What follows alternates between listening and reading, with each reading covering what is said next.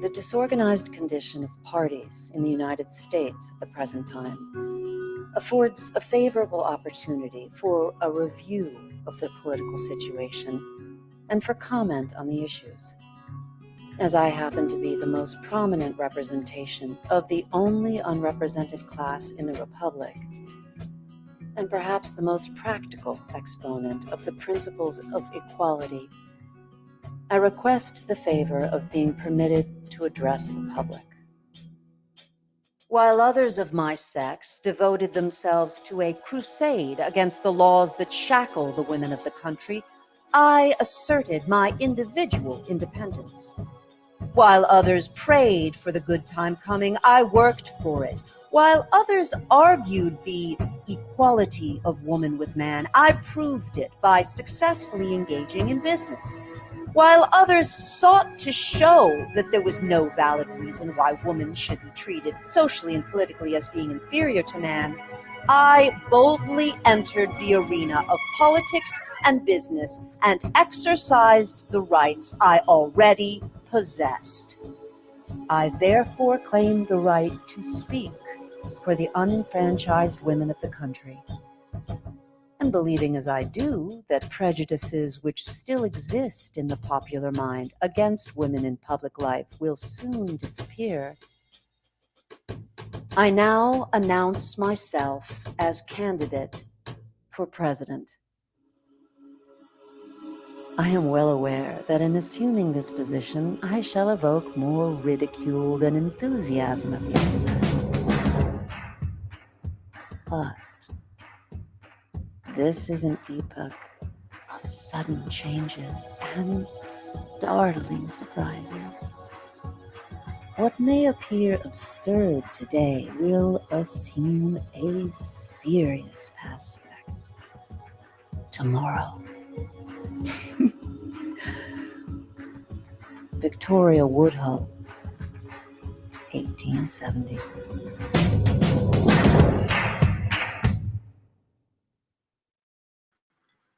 Woo! That was very exciting. It's very, very exciting to hear those words, and also the culmination of this project, which we have been talking about for many months now, and for some of the folks you're going to get to see today for years, to get to hear that very first teaser trailer of A Simple Herstory about Victoria Woodhull, the first woman to attempt to run for president of the United States. I am Meghan Finn. I am the artistic director of The Tank, and I'm so pleased to have the chance today to invite our guests, who are the creators, performers, director of the first episode of A Simple Herstory, which is premiering this week as a podcast produced by Cybertank. So I'm gonna help pop folks on here with Colin's help. We'll get everybody started onto the old stream with us, and introduce yourselves and how you are involved in the creation of this exciting new project. And we'll start there. So here we go. Oh my gosh, this is very exciting. We're all here. It worked. So thank you so much for joining us, everyone. Hello. Maybe we can just start. We can go around around here and introduce yourselves and say what you're. Here we are. Oh, here are our names. That's also very helpful. That's great. Maybe we can start with you, Danya, and introduce yourself and say how you're involved in the work. Sure. Hi, everybody. I'm Danya K. Washington, like it says right there. I am the director of season 1 of A Simple Herstory, which is about Victoria Woodhull. And I got involved because Jocelyn. That way. Hi, everybody. If I look at you in a confused way, it's just because my audio is a little funky, but I'll catch up. I'm on my phone. My name is Jocelyn. This is my harebrained idea. I'm really happy that so many people jumped onto it. Yeah, there you go. I guess we'll take it to you, Jenny. Hey, everybody. I'm Jenny Turner Hall. And I got involved with this project also through Jocelyn. I've been involved with this project for some time now, and I just thought it was the world's best idea. And I am so happy to be an executive producer here, one of them, and just be an enthusiastic cheerleader and getting the word out and singing its praises because it really deserves it. So thanks for having me. Hi, I'm Jonathan. I'm the writer on season 1, the Victoria Woodhull season, and I've been developing this idea with Jocelyn for several years now, and I'm excited to bring it to fruition. Hi, my name is Florencia Lozano, and I am the voice of Victoria Woodhull this season, and I am so honored to have been asked to say her words and to work with Jocelyn Kuritsky, who is making it all happen. Danya K. Washington, who gets up early on the West Coast, on the East Coast, and make it happen. Jenny is an amazing producer. Jonathan knows so much about this time, and feels like we're doing a new play in a way, telling this story. And I'm thrilled to learn about her. Well, thank you all. Maybe we'll start with you, Jocelyn. Where did this harebrained idea come from, say, which is, as all good ideas are, where did it come from? I started thinking about this a while ago, like before 2016. I think maybe it happened actually around the first time Hillary ran. I was just kind of like, how many women have run for president? Like, is that like, surely there have been more than like the three women I'm aware of, and then I started looking into it, and I was like, oh, that's a lot. That's a lot of women. And, and, I just thought it was sort of astonishing that we don't know that we don't really know that. And we don't think about it. And something I was talking to Flora about the other day too, is I don't think some of these women we know, but we don't know that they ran for president. We don't understand that as part of their story. And I think that's really interesting. I think it's because they didn't succeed at it. So I was really interested also in this being a failure podcast, which not a lot of people were excited about, but Failure podcast. I mean, you had us at failure podcast, really. Well, sign us up. How many women are there? How many women ran for president? Jonathan, maybe you. I feel like I've counted 112 or something, but I could be that. I think it sort of depends. I mean, some people don't count Victoria Woodhull as having run because she did it before women could even vote, and it wasn't considered legitimate. But yeah, I don't know. Jonathan, what do you think of those stats? That's about right. Again, running for president is a bit of a subjective thing. It's not as, I think, clearly defined as we might think it is at first blush. But yeah, over 100, and then you can quibble a little about the details of it. But yeah, around 100 is a sort of a good safe number. So Jonathan and Jocelyn, how did you connect and start working on this together initially? So I've known Jonathan for a long time, a while. I think, and I always tell this story, I think when I met him, he was like reading a history of the pill. Like he just kind of knows everything. And like I'd done some shows with him and worked with him, and I think he's brilliant. And and the way he tells stories and builds worlds was kind of instinctually felt right, just with the little bit I knew about Victoria. There was something about how he writes and his deep knowledge of history, and particularly particularly strangely women's history, that I was like, ooh, that feels right. And then I said, Jonathan, what do you know about Victoria? And he's like, yeah, I read all 8 biographies on her, or whatever it is. He like already kind of knew. And I said, let's go to coffee and let's just like chat about this idea. So we really just sat down at a coffee shop and started talking about it. And then it was, I don't know, Jonathan, do you remember, I think I was already like, there should be a series about all the women. I didn't want to just like cherry pick a few at that point.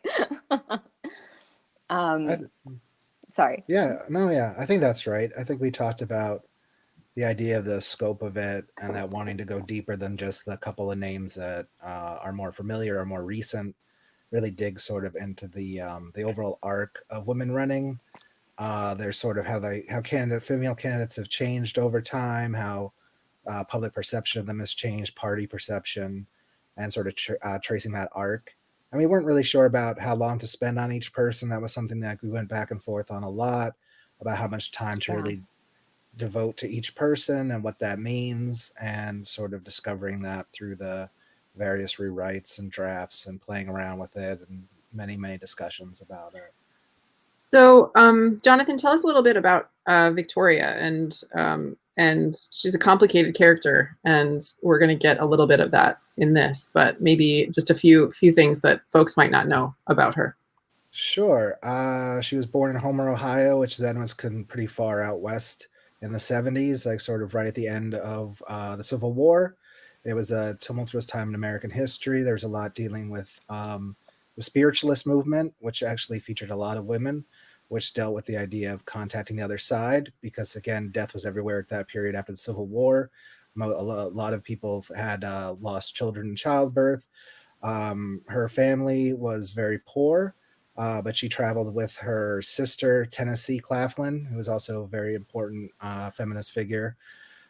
They did seances, they sold fake cancer cures, then they came to New York, made their fortune in the gold panic by teaming up with Vanderbilt, and they drove down gold prices, made several $1 million, moved into a mansion on 14th Street, then had a bunch of their family move in with them. She was the first woman to address Congress on the Woodhull platform, talking about free love, which was a big issue then, which was a lot more to do with marriage rights and untying property from marriage, more than just sexuality, though that was tied to it as well. Ran for president. The first time, she would actually try to run for president 2 more times very late in life, but those are sort of very thwarted attempts. She was a part of the suffragette movement, but also had a lot of connections in and out of it. She was good friends with Elizabeth Cady Stanton, and her and Susan B. Anthony had a very complicated relationship. Susan B. Anthony would burn some diary pages related to her. They had a big falling out. Part of the reason the suffragette movement split and cracked is partly blamed on her. She would try to blackmail members of the movement as well. She kind of really touches on a lot of aspects of the Gilded Age period. So that was something we were realizing as we were putting this show together too, is how big and complicated and full her life is, and being able to tell the story of women and people in this period through her and her various aspects and areas that she touches. So we started with the first woman, who was also just very complicated, very full, very rich life. Florencia, in approaching the character, how much of this woman have you been able to absorb, and what has it been like to just touch on her, and especially right now?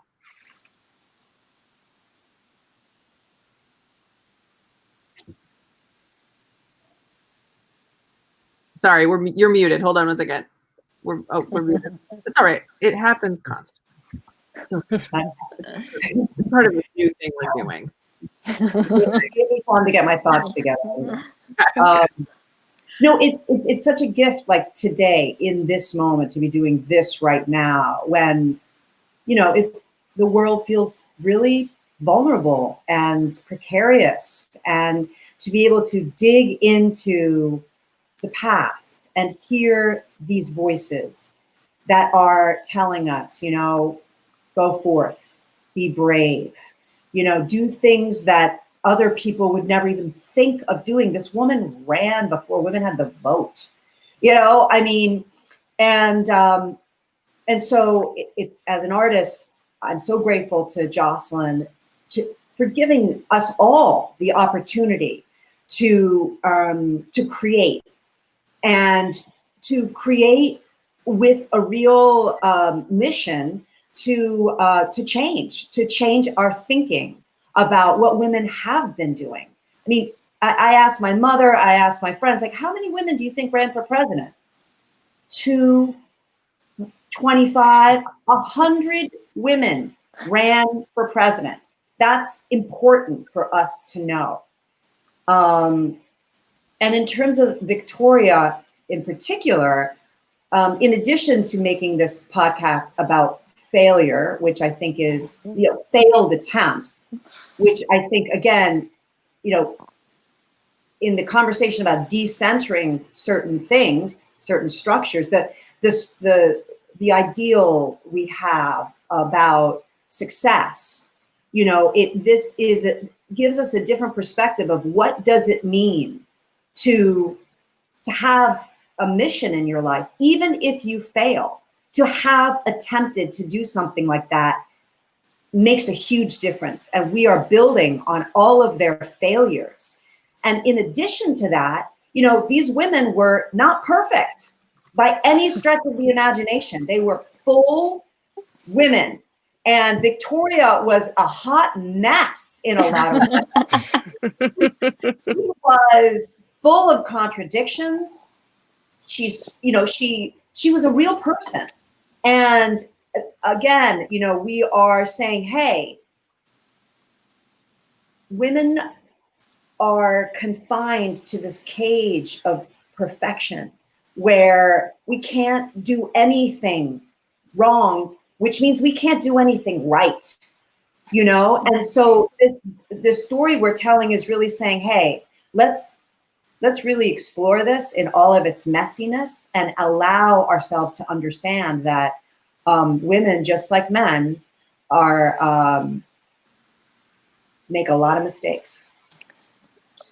I want to ask, that's really, thank you for putting it that way. And I think, that's part of what's really satisfying about starting with this, starting this project where it should begin, obviously, but also with this character offering a very complicated person to explore. I want to talk a little bit about process, first with you, Danya, and then turning it over with Jenny.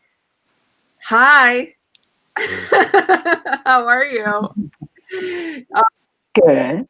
Theater is not happening right now, and here we are. Here we are making a kind of theater. And certainly, Danya is an accomplished theater director, and we're not in the rehearsal room, with a capital R. But I wanted to talk about your process as a director coming to this material, what it's been like for you to work when you've had other parts in this space, when a lot of other parts of your life, other spaces you can't be in right now, because for obvious reasons. Yeah. And what that's been like to kind of approach this space, because and thinking about Jenny, because there's a lot of recording, narrative podcasts have been happening, but we're approaching it and that's true, but we're approaching it with a group of folks that make theater. So I'm interested in how that has been informing your process. No, it's actually really interesting too, just because of where we are with this first episode as well. It's like we as theater people are learning new things about a different way of working and it's a different kind of tech process, right? Here as versus in the theater. What's been really great about this is it does in many ways, like Flora said, feel like working on a new play. Like working on Jonathan's text it's a new play as far as I'm concerned, right? Like diving into the language, trying to understand like what we're referring to, make sure we're on the same page. Yeah, all of those things, and making sure we're telling a complete story. And making sure that we're honoring the way that Jonathan's approaching the material too, because it's like, there's a ton of history that he could have pulled from, but we're working from this perspective. So making sure that we're all looking through the same lens. That's the same theater versus a podcast that seems to be a unifying thing. And something that's been kind of cool because, we can't really be in rooms inside together at this point. So we're in nice little Zoom rooms together. And it's nice to have a little bit of a sense of normalcy in that, talking about characterizations, talking about scripts. It feels remarkably normal, even though, and two, this is a project that would be difficult, if not impossible, for me to work on were we not in this particular moment, because I live in a very different time zone to everybody else on this call. So I'm grateful, right, that we can do it like this, that this is a way that we can work. And I feel like that is one of the advantages of this particular moment, is that it allows more people to work together who might know each other. Like Jocelyn and I have known each other for years and worked together before a bunch of times, but we haven't lived in the same city for a minute. So it's great to be able to work together. And one of our other actors who's not on the call right now because she also has a day job, thankfully, very excited about day jobs right now. But she lives in Atlanta, right? So we've got folks in New York, folks in Atlanta, me out in Oregon, all working together on this idea. And I kind of love that too for this particular moment. When it is election season, we are thinking about how our democracy functions and should, all of the really thinking about how we function as a society. To have this moment of bringing us together from many different time zones to talk about Victoria Woodhull, who is also challenging the way our democracy functions and thinking about what it takes to run for president, why somebody wants to run for president, why should you care? Why should you care about this? And that to me is kind of exciting. So yeah, process-wise, similar in the rehearsal part of it, the recording part of it, similar and yet very different because it's different technology. Internet speeds, far more important than they would be if we were in spaces together. Microphones, and Zoom and clean feed. We're learning all sorts of new things as theater people. But I have a sneaking suspicion too that this moment, we're going to learn things from this that we will bring back into theater spaces with each other. Like, I think we'll learn new ways of working. I think we might end up with different styles of acting too, because there's some things that just don't work on Zoom the same way that they work when we share air with each other. And I'll be curious to see, what happens when we can share air. But, Jenny knows way more. Jenny and Jonathan both know way more about podcasts than the rest of us. So we've been picking their brains and getting fantastic feedback about. So Jenny, Yeah, so Jenny comes to this with some more experience. Maybe you can talk a little bit about how you came into the podcast world, Jenny, and talk about what this process, if it's just the way it is, or if it's been a different discovery for you in working with, Yeah. Well, first of all, I'm sort of the annoying mainstream person on the call. No, it's awesome. No, I've only been in a couple of these meetings, but one, it was really fascinating for me to hear you talk about some of the trends, right, that are happening in narrative podcasts. It's a really important thing. I think right now theater artists, like, we didn't invent the internet. So I think, and we didn't invent narrative podcasts. So it's really been enlightening to have you as part of the conversation. Anyway, from my perspective. Thank you. Well, I just want to say, so my roots actually are in theater. So I was in on the joke from the beginning that theater people are secretly the best people to work with in the world. They're some of the scrappiest and hardest working and really have a lot of integrity about what they're doing. So it was a no-brainer getting involved because, this is my people right here on this call. So yeah, it is true. I come from more the podcasting world, and I did a podcast. I wrote, directed a podcast called The Unexplainable Disappearance of Mars Patel, which won the Peabody Award. And it became the first scripted podcast to win a Peabody Award, but also right after Homecoming, the first one to start trying to cross over into other mediums like television and publishing.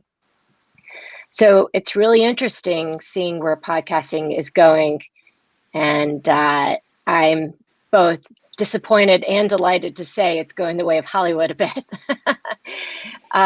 But here's the thing, podcasting really is available to everyone, I feel, especially now.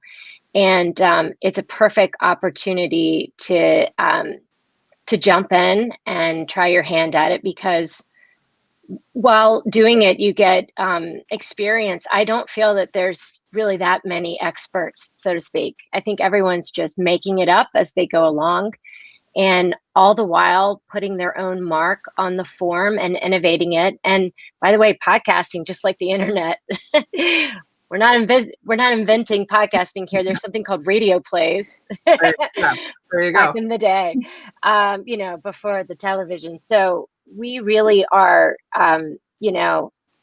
we're not working with sort of a new concept, but what we are doing is trying to be theatrical and imaginative, and to do something really different with the form. And I think that's really what's happening here. This is what's so impressive to me, who is used to dealing with mainstream sort of more audiences, because Mars Patel was a family podcast that was geared towards kids and really their parents too.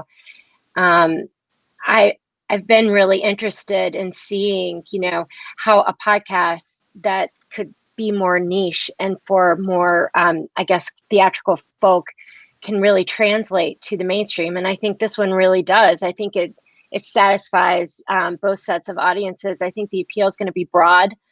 And I know that just from mentions on my own social media pages, I am already sort of surprised and overwhelmed, delightfully surprised at already the response I'm getting from men and women, but especially women, about this podcast, and how ready they are for this subject matter and material. And I'd like to speak actually to Jonathan's script real quick.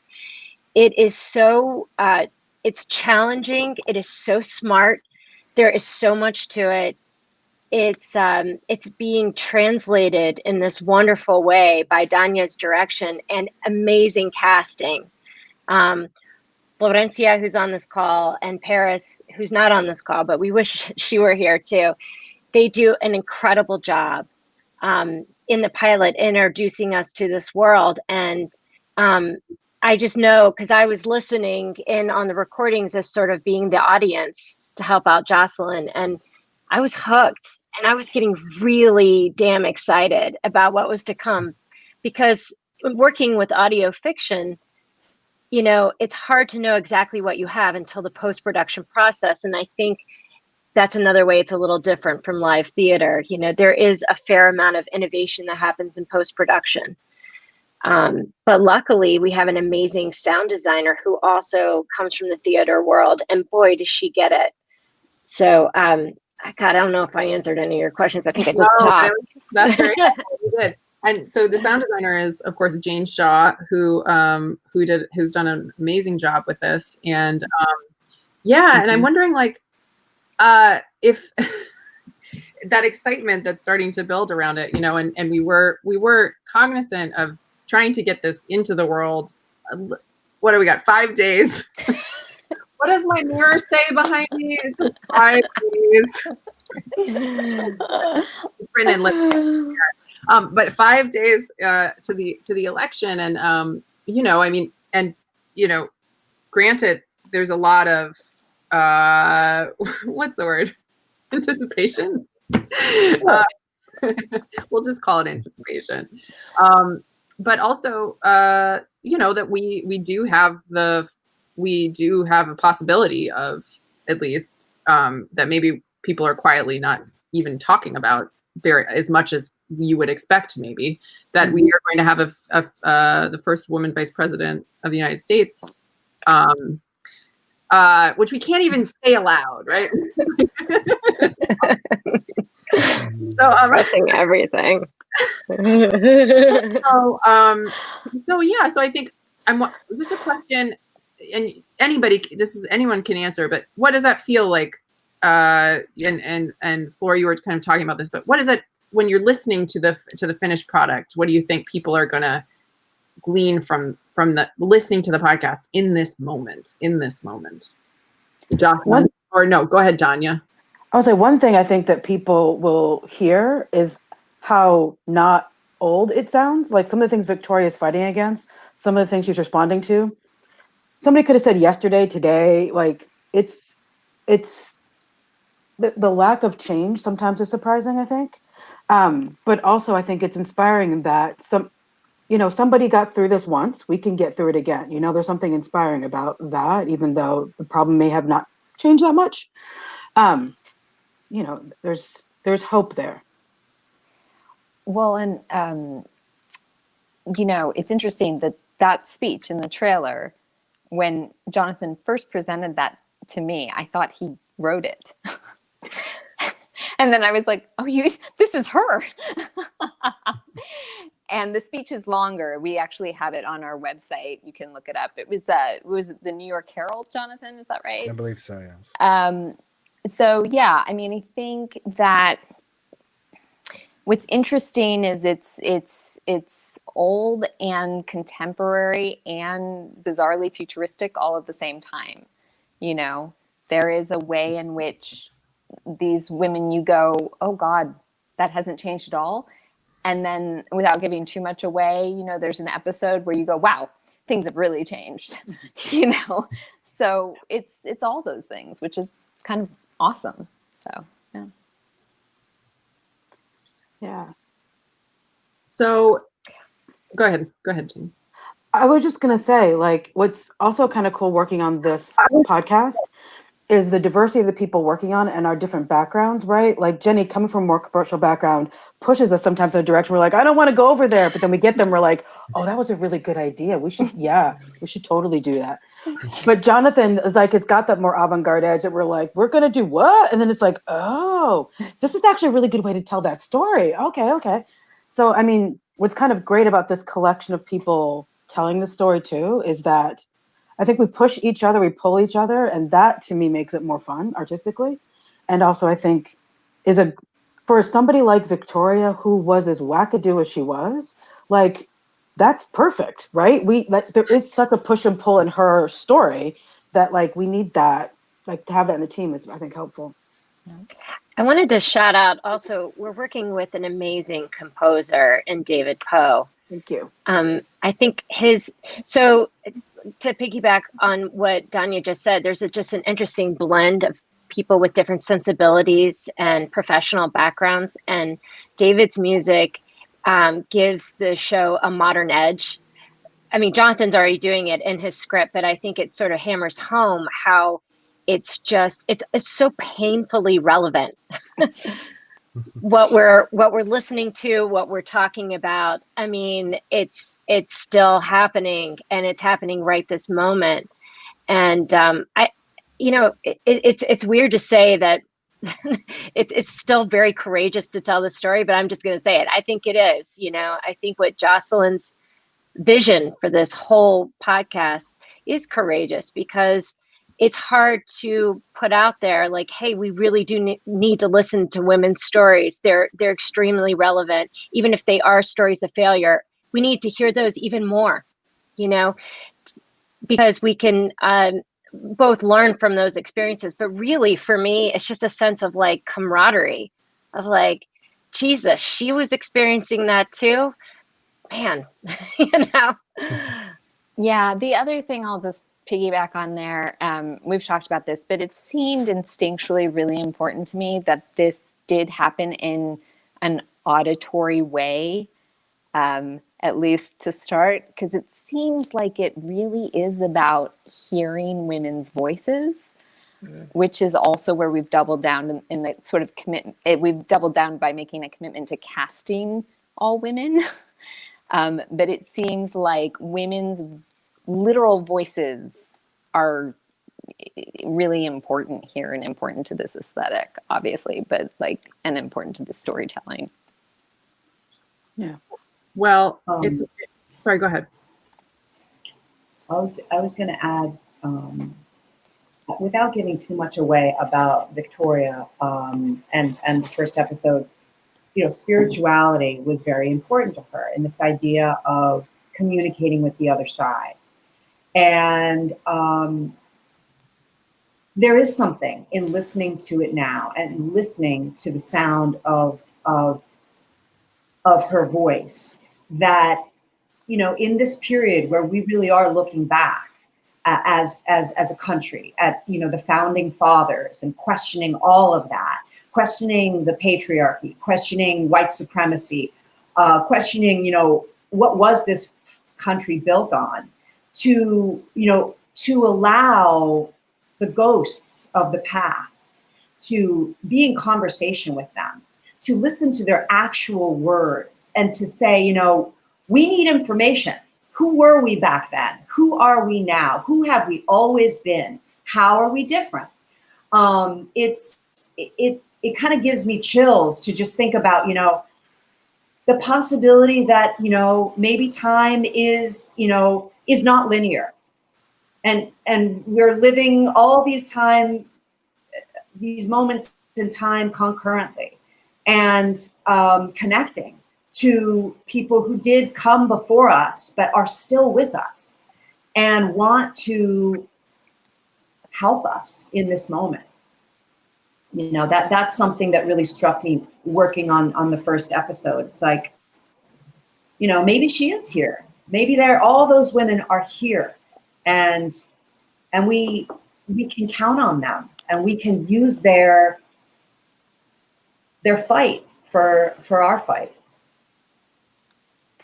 It sometimes seems like every woman who runs for president runs again for the first time, you know? Yes. And, you know, linking to what Flora just said, I feel like the more we know these stories, the more each woman who runs will know that she's not alone, right? That somebody has done this before, that someone did pave the path, that we haven't succeeded yet, but we've tried a whole bunch of times. So why not try again? You know, like it's not the first time. Yeah, I love the idea that with all the characters actually in this pilot episode, women are looking for their audacity and embracing it, you know, and loving that part of themselves. And I think that for the whole series, actually, that's part of the arc of the series. Thanks to Jonathan. It helps when you start with a really good script. It really does. Amen. Well, A Simple Herstory. I love the title. There's nothing simple, and yet everything is simple. I wanted a much more complicated title, by the way. That died a slow death. I remember that title because I wrote it once. I had to copy it once, and I was like, oh yeah. But I like in thinking about this. It's very profound what you're saying, Flora, about this understanding where we are based on our history and how important history is to giving us a touchstone to be able to navigate these kind of moments, because especially right now when we're in a similarly to the time where death is all around us, death has been all around us in these last few months. And so it's kind of profound to have this to be thinking about this woman and you know, and what and how she was navigating that same thing, even if, you know, and we all are going to have to get a gimmick. So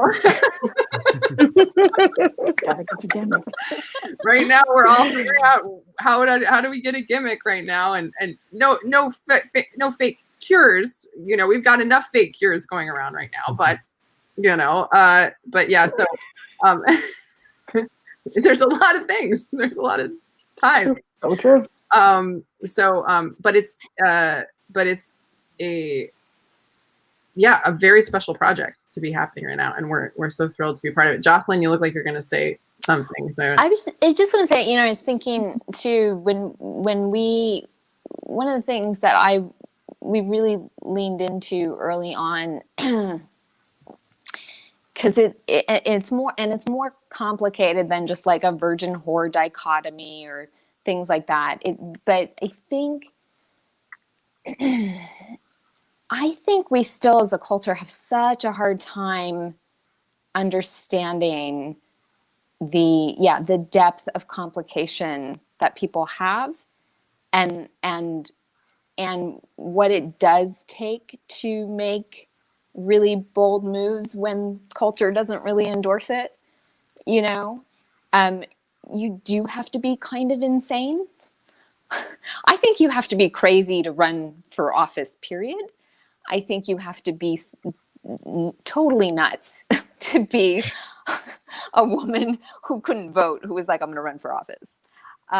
You know, so, but it's also, there is a level of faith in that, as, you know, going back to what Fleur was saying, there's a belief that this is where we are going.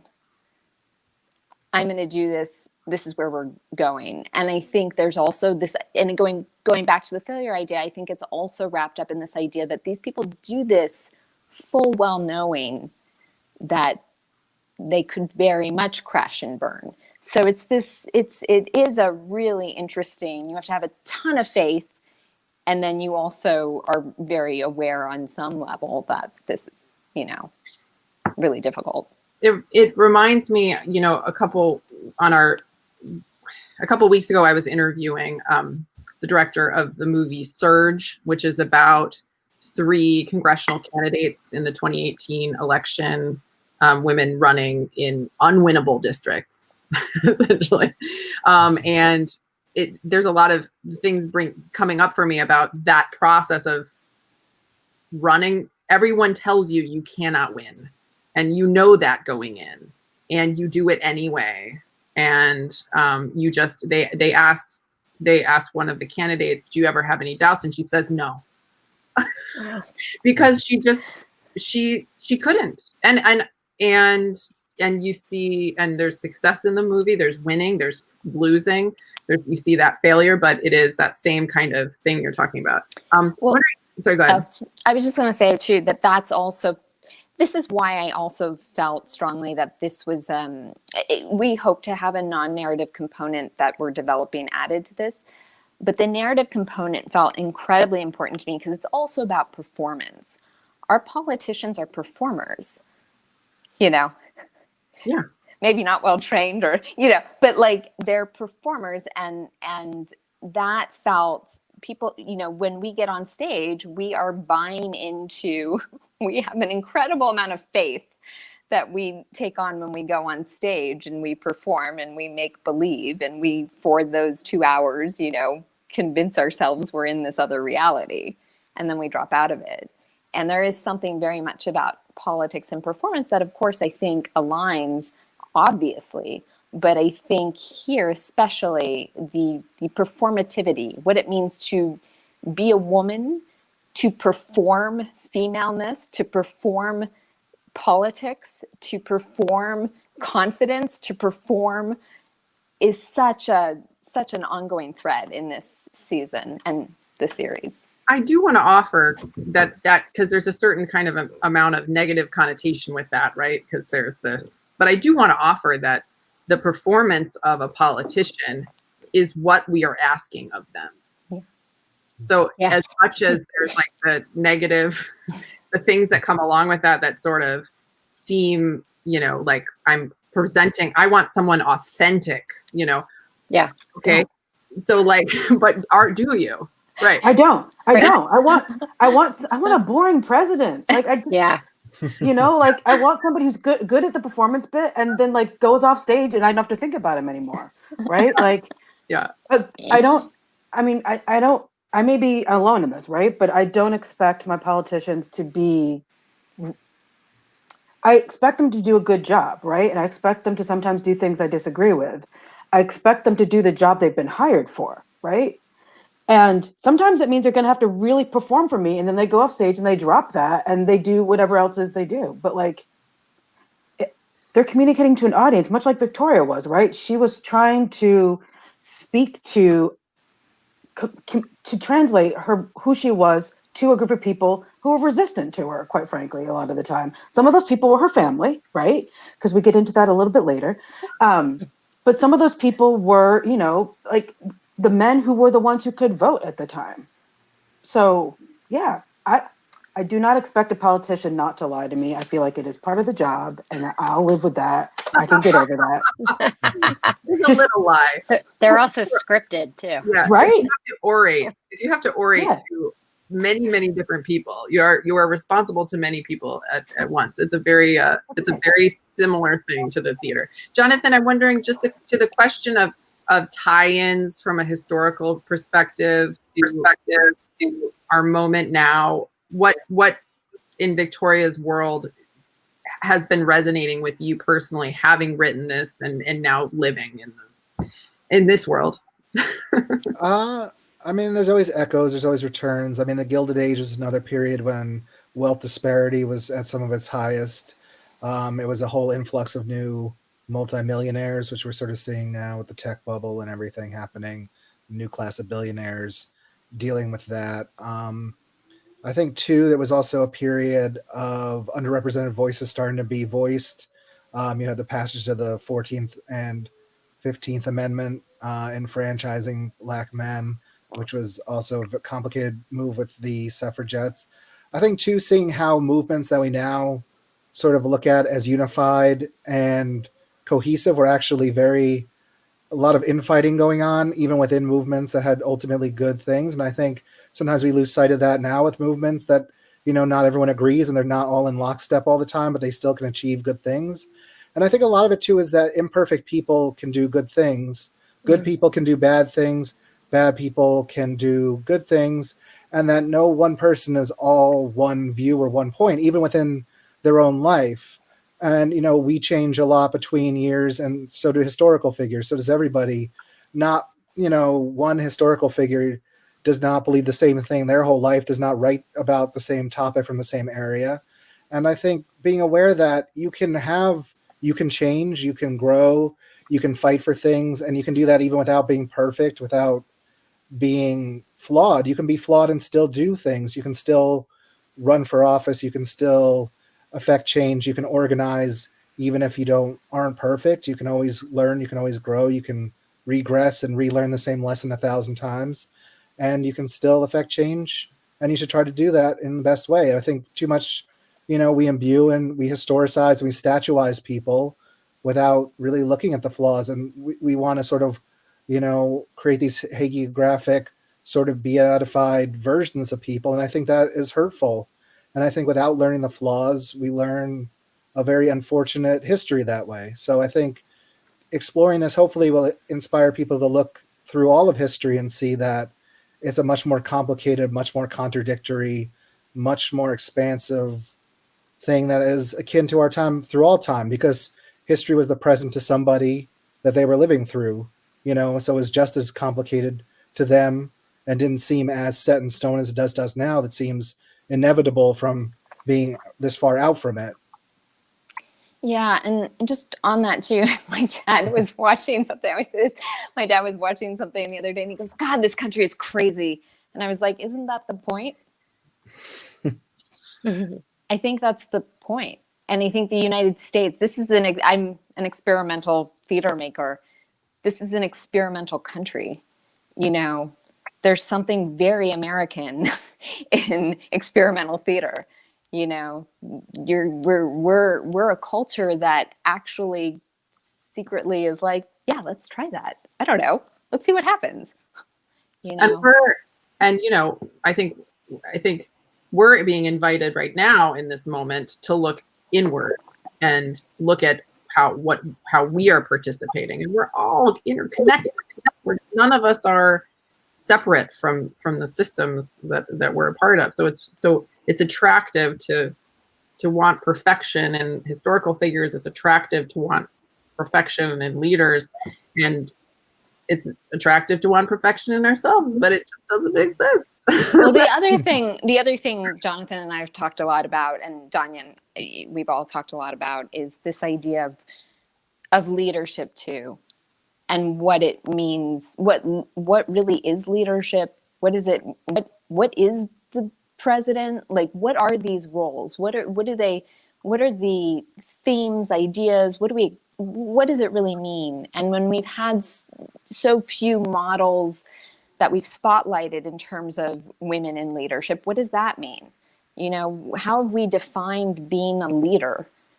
You know, it's you know, I think, yeah, I always bring this quote up, but Rebecca Traister, you know, would say that, you know, our politics are so coded male, we don't even know like what's beyond that. But I think looking at these women who did this, I think will provide us with some really interesting insights. I feel like seeing Victoria thrash around and try to charm people and, you know, convince them of something that she thought was good, and like what that is really interesting, and maybe not quite, you know, there's some similarities to some of the more masculine leadership we've seen, and some differences too. Going, oh, I don't know if a guy would do that, you know. Well, And this podcast, I'm sorry, go ahead. well, I was just going to say, and you know, she doesn't always charm. You know, sometimes she comes out and says, you know, well, you guys were doing this, I was doing this. Yeah. You know, and just to reference Hollywood for a second, there's a moment in the morning show where Jennifer Aniston's character says, I'm in control now. And a woman saying she's in control, this is up to her. Like just that is something I think our country really needs to look at. What are our feelings about a woman saying that? You know, it's very simple, but it's fundamental. Like, is that okay? Because it's okay in other countries. Other countries have female presidents. You know, why have we never had one? That's a really deep, that's a something we need to explore. And, you know, just personally as an actress, getting to play her, I've really come up against my own struggle with her determination not to apologize for herself. You know, the impulse as a woman, speaking for myself, is so habitual to apologize for my anger, to apologize for my fuck ups, to, you know, and I'm not saying we shouldn't, but I think it's okay to make mistakes and keep going and still assert, you know, I'm in control and I get this and I get to speak and I deserve to be listened to regardless. We need to allow women, ourselves and other women, that opportunity. What she said. And by the way, Fleur is amazing as Victoria. She, I mean, knocks it out of the park.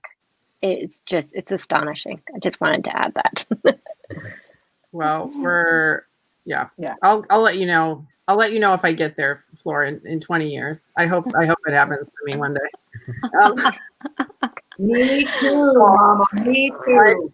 Life goals, man. Life goals. Well, this podcast is happening. You can listen to that first little mini episode and find out all the information by going to asimpleherstory.com. We are going to have a new episode launching this week. Should I say this week? I think that's best. November 1st. November 1st. Okay, we're saying it. November 1st. And, it's an experiment. Simple Herstory, and you can find it wherever you find your podcasts. And thank you to Danya, Jocelyn, Jenny, Jonathan, and Floor for being here with me this afternoon. And we're just so excited at the Tank to have this project happen. So thank you all for your amazing work. Thank you, Megan. Thank you. Thank you. Thank you, Thank you, everybody. Bye. Bye.